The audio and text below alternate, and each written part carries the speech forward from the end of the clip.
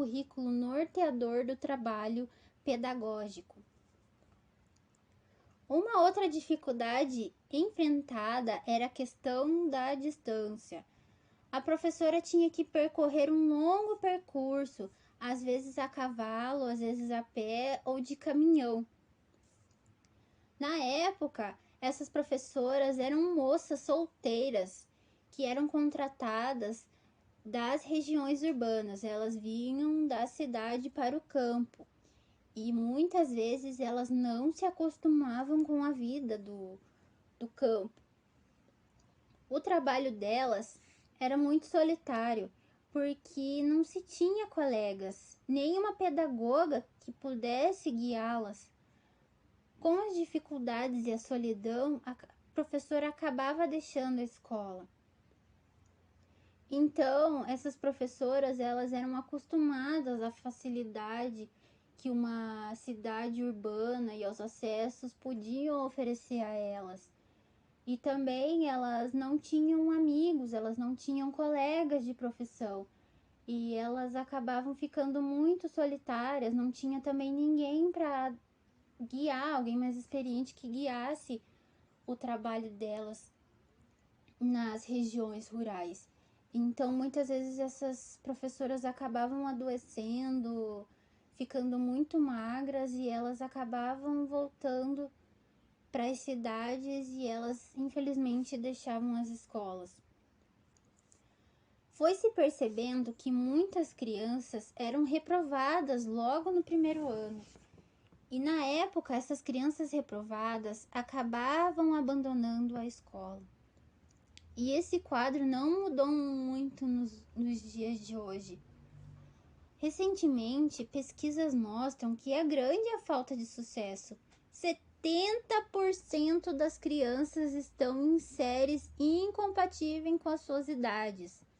As escolas ainda não se parecem muito com as escolas ainda se parecem muito com aquelas dos anos 50, que eu acabei de descrever com vocês. A escola só tem uma sala e ela é multisseriada. Então, são várias crianças com idades e séries totalmente diferentes e a professora ela tem que dar conta de todo mundo. E muitas vezes a professora, eu vi numa reportagem que ela quando ela chega na escola, ela ensina um pouco e ela tem que ir para a cozinha para preparar o lanche das crianças. É ela que faz tudo, ela que limpa, ela que ensina, ela que organiza e ela que faz o lanche também. E cuida das crianças do recreio. Então é um trabalho bem difícil. A estrutura física das salas também se mostra ainda precária. Algumas são de madeira ou taipa. Taipas são construções que são de barro, para quem não sabe, sem muita circulação de ar, sem muita iluminação, faltando mobiliário e quando tem alguma mesa ou carteira, elas são quebradas. Chegar na escola ainda é uma tarefa difícil, pois tanto os alunos quanto os funcionários precisam acordar muito cedo e caminhar longas distâncias, para falar a verdade, quilométricas, muitas vezes na chuva e no sol quente, fazendo com que a integridade física e emocional dessas pessoas que precisam da escola seja afetado. Então, todos chegam na escola muito cansados e isso prejudica o desempenho tanto do professor quanto do aluno. Quando se existe ônibus em alguma escola rural, geralmente estão em péssimas condições de tráfego, com pneus carecas e sem cintos de segurança, sem reparos e falta verba para abastecer esses veículos. Também tem uma outra questão que é o calendário. No período de férias das escolas urbanas, é o período de colheita das lavouras. E todos ajudam, inclusive as crianças. E se tem uma professora que ela mora nessa região, ela também ajuda. Os currículos não são muito atraentes, não contextualizam e não valorizam a vida e cultura dos alunos das áreas rurais. Nas faculdades, nós não temos formação específica para entender crianças do campo. A gente não aprende a trabalhar com salas multisseriadas.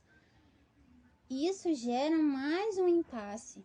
Os professores das escolas rurais atuam dessa maneira. Eles têm que tentar lidar com todos esses obstáculos. E eles tentam sim buscar alternativas porque eles amam a educação, mas não contam com o apoio de ninguém, nem das secretarias municipais, e muitas vezes os recursos, os materiais, eles compram, eles conseguem pelos próprios meios.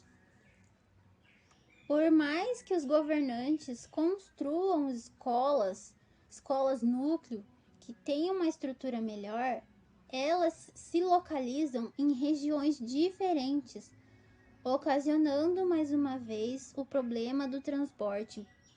Essas escolas núcleo, elas são um pouco maiores, elas já têm as salas seriadas, cada sala tem um aluno respectivo para aquele ano, com um professor para cada turma. A escola tem cozinha, tem parquinho, mas elas são muito longe e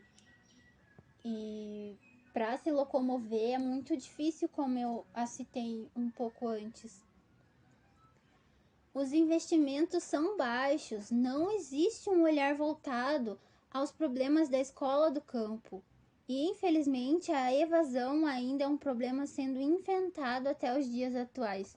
Gente, os números são absurdos assim de evasão que acontece até hoje de crianças da escola. As crianças não têm oportunidade de escola praticamente, elas não têm oportunidade de ensino, isso é muito triste. Foi a fase de pesquisa que eu mais me revoltei. Os impasses relacionados à pandemia só escancarou ainda mais os problemas já existentes nas escolas rurais, porque a suspensão das aulas presenciais e a adesão por aulas remotas transmitidas pela internet só evidenciou ainda mais os problemas econômicos e sociais que a população do campo passa, uma vez que o acesso à internet é escasso ou nulo. E isso tudo fez crescer os números ainda incertos e de abandono da escola. Então a pandemia só piorou tudo o que já não caminhava bem. A escola rural ela já era muito ferida e agora ela passa a ser mais ferida ainda.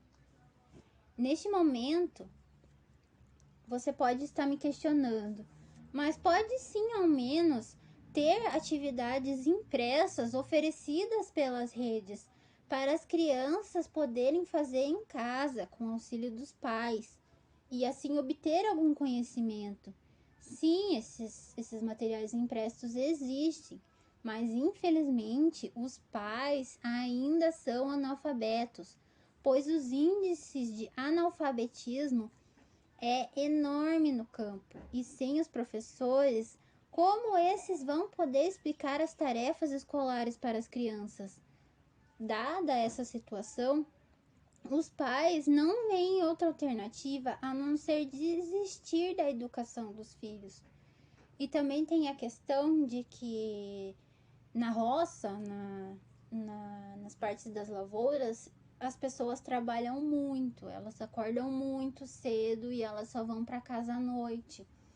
E não tem com quem deixar essas crianças, então os pais levam essas crianças para as lavouras e as crianças acabam trabalhando desde a tenra idade, desde super novos já.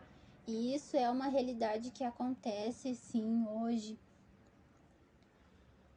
Bom, cabe ao poder público uma resolução destes problemas, com fortes investimentos, planejamentos e estratégias para poder solucionar os problemas causados pelo ano de 2020 e pelo que estamos podendo vivenciar 2021 também.